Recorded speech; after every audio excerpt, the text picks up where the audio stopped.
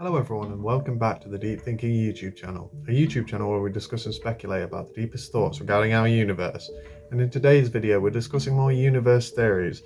More specifically, we're discussing how our species may eventually colonize the galaxy and ways in which we may do it, and whether it seems logistically possible that we may colonize the galaxy, and whether it is kind of inherent to an intelligent species to span out into their whatever galaxy they live in and just try to colonize as many places as possible and spread their species very thin so that it is less likely that they go extinct. So join me today in discussing this very interesting subject. So without further ado, we're going to get into it.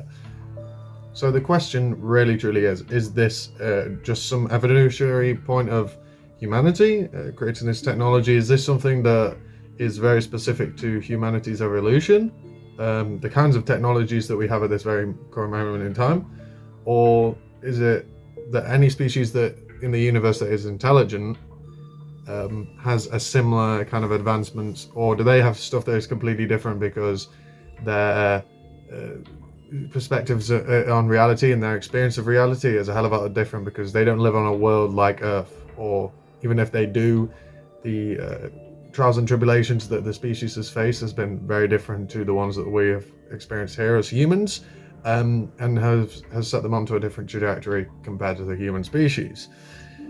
So realistically, we have to ask ourselves, how do we get here? Well, we got here from basically first real true technological innovation, I guess, was using fire. I guess that's what you say, or creating tools, probably using tools as, hunting and building shelters and cutting down things for fire and so on and so forth. So this is when technological endeavors started to begin, because technology is anything that we kind of create and use to our advantage in order to progress our lives and our society. So that's where it began, and now we're at the point of where we're potentially going into space further, just outside of, we're currently just in the low Earth orbit, and then we've only gone to the moon like as individuals so far out. But is it going to be the sort of thing where we actually travel ourselves, or is it going to be the sort of thing where we send robots? What is it going to be? Because it feels like humans are the type of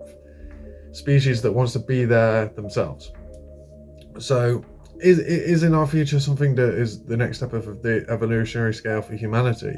Are we going to merge ourselves with technology and be in some kind of transhumanism type utopia in the future where we can go and live in space and not be affected by the negative effects of space on the human body, on a finite body that cannot deal with any of the situations that space puts in front of us? But if we transcend our biological nature and become a machine civilization, it's very likely that we can live for long term in space and not be affected in any negative way. If anything, would even thrive in space. So it becomes less likely that we need planets. So it makes more sense. We can span out, do our thing, do whatever we want. But at that point, like, when is enough? When are we content with what we have? I don't believe that we ever will be, and I believe that it probably will be our downfall, because we like to jump into the metaphorical pool of technological innovation. We don't dip our toe in. We just dive bomb it and go, well, we'll deal with the repercussions to these actions later on. So we could be dealing with negatives of technology that were created 200 years ago now, which technically we are. When all these society as we know it today started with the Industrial Revolution, do you really think they thought that they'd shaft the planet in 200 years? Like, the emissions and stuff that have happened on this planet has sped up the natural occurrence of climate change by a hell of a lot. Like, we shouldn't be experiencing what we're experiencing right now. This should be thousands of years down the line. The planet experiences climate change all the time. It's a very natural thing, but the negative is the fact that we're bringing on unnecessary futures for our species when we should be trying to live in symbiosis with the planet, live in symbiosis with our environment, and try to find a way to not screw ourselves over until we're a multi-planetary civilization and we can, then we're all right, then we don't all get wiped out by the effects of planet Earth. It seems very logical that it would be in the future, but it seems as if it would be a little bit easier to predict the future now, with how technologically advanced we are now.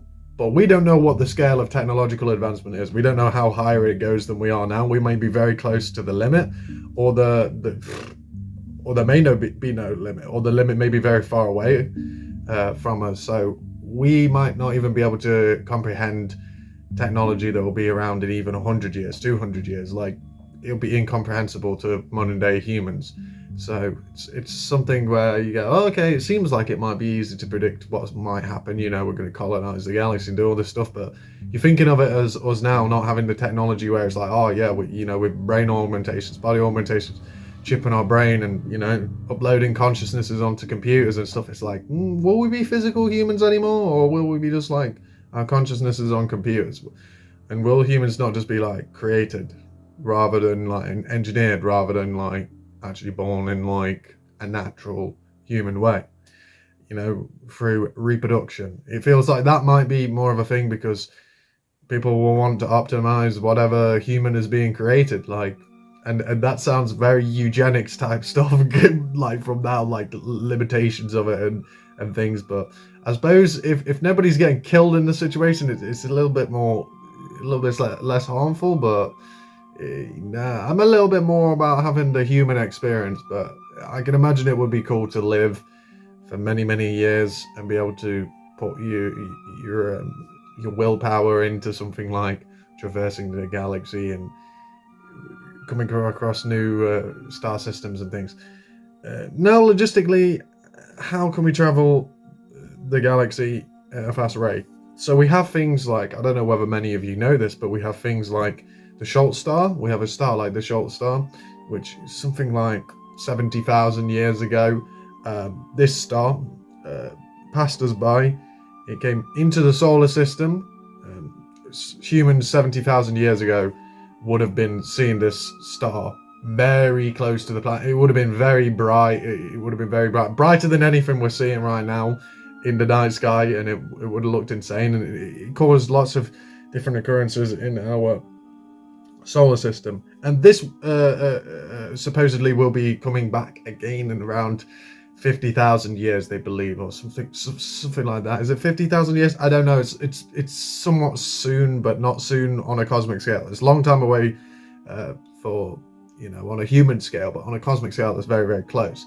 But what will our technology be by then? That's like pretty much double the amount of time that we've been alive. 100,000 years. So that we've been the humans that we've been today. So will our progression be much faster? It seems as if so, because I just think to myself, I've been alive for 24 years, and wow, the technology is so different than it was from my childhood to now, and even from now, for the people being born now, the technology will be way different when they're my age currently now. Even in 24s are young. I wonder what I will see in the future of my life, because I just think there's going to be a lot of stuff that I'm going to see, and we'll probably see the beginnings of a colony on Mars, may even see the discovery of microbial life on one of the celestial objects in the solar system.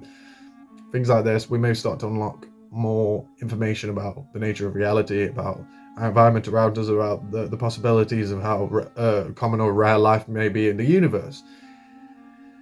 This all is relevant on how we traverse our experience of reality, because if we know that life is rare, we can be a little bit more laxy-daisy with how we approach things. We can be like, oh, we'll go to this planet and test this out, and we'll just fly there and go do it. Obviously planet, very much so, mission like that needs to be planned a lot, but we won't have to be thinking too much about, okay, might be an intelligent species here. But if we discover the fact that there's life on a seemingly hostile environment like Mars in the subsurface oceans, this is something that's from life that's stayed there from the time where it's supposedly Mars was like Earth in the past. So this will be life that has stayed and thrived in an environment where it was able to live, not necessarily thrive in that environment. It may never have had complex life on it, may never have had intelligent life on that planet, but